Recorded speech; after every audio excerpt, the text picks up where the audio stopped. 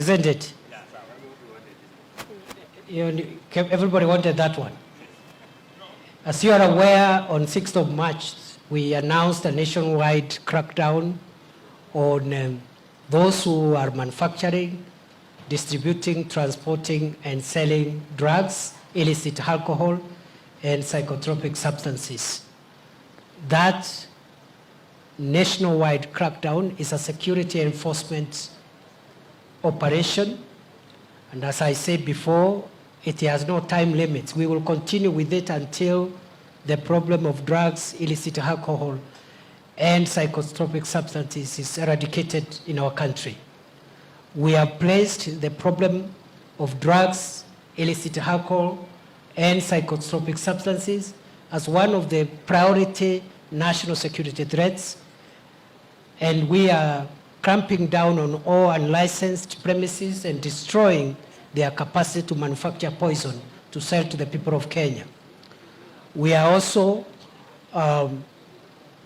we have already revoked all licenses across the country that were issued contrary to national law, which demands that alcoholic premises or premises selling alcohol must not be close to education facilities and other parameters that are provided for in the law. That program is going on well across the country, including here in Trans Nzoia. We are in the process of transferring all the officers who have overstayed, including officers here in Trans Nzoia. All officers who have stayed for more than 3 years must leave. And that is not a request.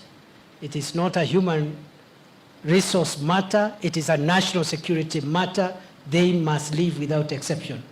I have directed the county security team to make sure they collect data. And the problem of state officers is not at the senior command level. It's mostly at the junior level. And those officers must go to other parts of the country in line with government policy.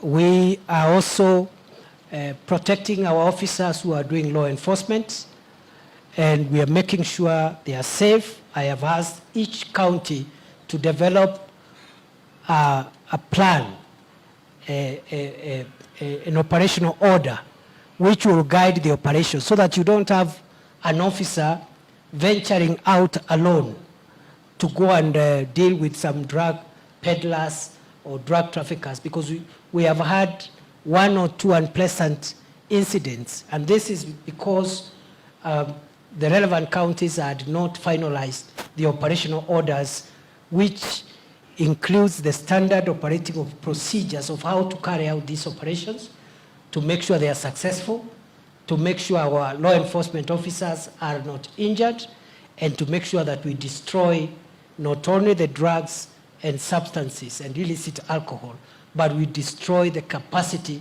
to manufacture those drugs and illicit alcohol going forward. Kwa hivyo hiyo operation inaendelea, haitasimama, na maafisa wote ambao wamehudumu kwa zaidi ya miaka 3 katika station moja lazima watoke, na hiyo program inaendelea.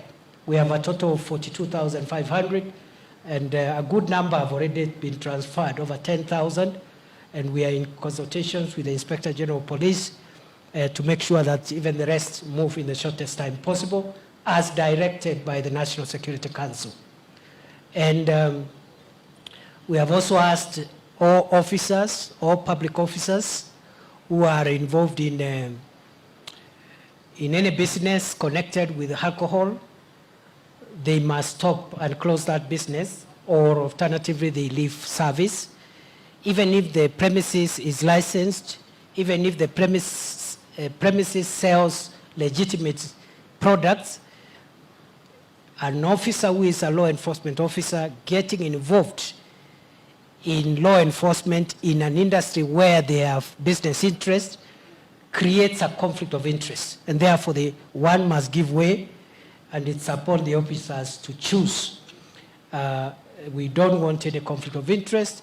And finally, we are asking political leaders and other leaders to stay out of this matter. This is not a political matter.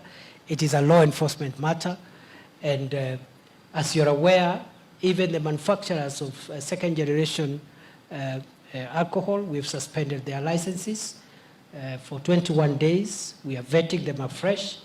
We will only issue licenses to those that comply with the standards of public health, public safety, and other quality control mechanisms. God bless you. Have a good afternoon.